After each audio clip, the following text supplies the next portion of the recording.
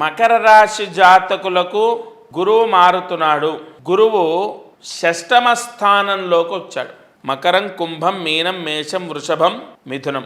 ఈ షష్టమ స్థానంలో గురువు వస్తే అప్పులు చేయటము, ఆ ఆర్థిక ఇబ్బందులు రావటం, ఆర్థిక ఇబ్బందులు తట్టుకోలేక అప్పులు చేయటం, అప్పు చేసిన అప్పు సరిగా దొరక్కపోవడం, లోన్లు రిజెక్ట్ అవ్వడం, ఎక్కువగా ఆర్థిక ఇబ్బందులు అనుభవించడం.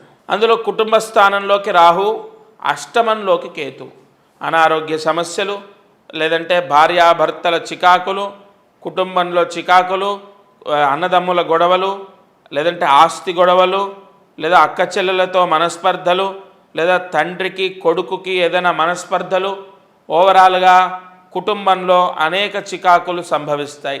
ఎక్కువగా భారీగా వస్తు నష్టం కానీ, అంటే వస్తువులు పోగొట్టుకోవడం కానీ, బంగారం పోగొట్టుకోవడం కానీ, డబ్బు పోగొట్టుకోవడం కానీ, లేదా ఏదైనా విలువైనటువంటిది నష్టపోవటం కానీ మకర రాశి వారికి సంభవించే పరిణామాలంటే ఈ దోషాల చేత మకర రాశి వారి ఇబ్బందులు ఎదుర్కొంటారు.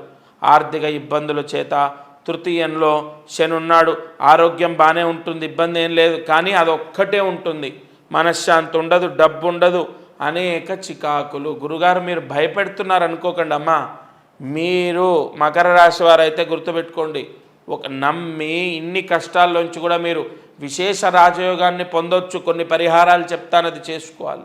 ఏది గుర్తుపెట్టుకోండి, ఏ దోషం కూడా పూర్తిగా మనల్ని ఏమీ చేయలేదు. ఎందుకంటే అసలు దోషము ఇలా వస్తుంది కలియుగంలో, మానవాళికి విపరీతమైన కష్టాలు అనుభవిస్తారు, అనుభవించలేరు అని ముందే ఋషులు గ్రహించి మనకు ప్రాయశ్చిత్తాలు అందించారు.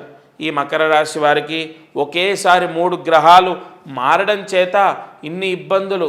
గురువు షష్టమంలోకి మారాడు, తృతీయంలో ఉన్న రాహు కుటుంబ స్థానంలోకి వచ్చాడు, అటు కేతువు కూడా అష్టమంలోకి రావడం దోషాన్ని తెచ్చిపెడుతుంది. భాగ్యంలో ఉన్నటువంటి కేతు అష్టమంలోకి వచ్చాడు కదా, అది దోషమే.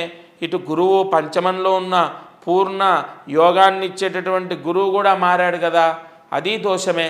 ఈ దోషాల వల్ల ఏమిటయ్యా ఇబ్బంది అంటే ఎక్కువగా ఆర్థిక ఇబ్బంది, చదువులో పర్వాలేదు మధ్యమం, ఉద్యోగ ప్రయత్నాల్లో విఫలం అవ్వడం, విదేశాలకు వెళ్ళడంలో విఫలం అవ్వడం, లేదా విదేశాలకి వెళ్తారు కష్టంగా అప్పులు చేసి వెళ్తారు, అక్కడికి వెళ్ళాక ఇబ్బంది పడుతూ డబ్బుకి విపరీతంగా ఇబ్బంది పడడం. అలాగే మకర రాశి వారికి వ్యాపారం చేసే వాళ్లకు రుణాలు, రుణ బాధలు, అప్పుల బాధలు, ఆర్థిక ఇబ్బందులు.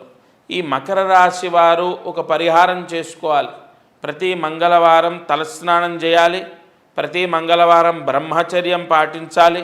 ఖచ్చితంగా ప్రతిరోజు దత్తాత్రేయ స్వామి అష్టోత్తరం చదువుకోవాలి. ప్రతి నెల 5వ నెల, 6వ నెల, 7వ నెల, 8వ నెల, 9వ నెల, 10వ నెల వరకు 6 మాసాలు ఏ క్రతువైనా, ఏ ప్రాయశ్చిత్తమైనా మనస్ఫూర్తిగా 186 రోజులంటే 6 మాసాలు చేస్తే అది సిద్ధిస్తుంది. 6 మాసాలు ప్రతి నెల, నెలకొక్క పౌర్ణమి వస్తుంది. ఆ పౌర్ణమి రోజు వస్త్రదానం చేయాలి.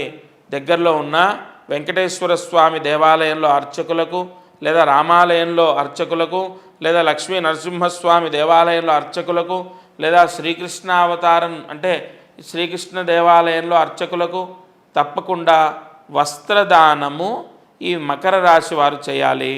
వస్త్రదానం ఒకటి, దత్తాత్రేయ స్వామి అష్టోత్తర పారాయణ ఒకటి, ప్రతి నెల పౌర్ణమి రోజు వస్త్రదానం చేయాలి. 6 నెలలు అలా 6 సార్లు చేయాలి.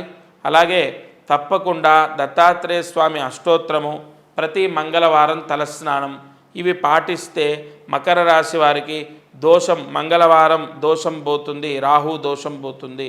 వస్త్రదానము, ఈ కేతువు యొక్క దోషం పోతుంది. అలాగే దత్తాత్రేయ స్వామి అష్టోత్తరము, గురువు యొక్క దోషం పోతుంది. ఈ పరిహారము ఆచరించడం ద్వారా మకర రాశి వారికి దోషాలు తగ్గుతాయి. గ్రహ దోషం లేకపోతే చాలా బాగుంటుంది, కలిసి వస్తుంది, బ్రహ్మాండంగా ఉంటుంది. మకర రాశి వారికి ఈ పరిహారం చేసుకోండి.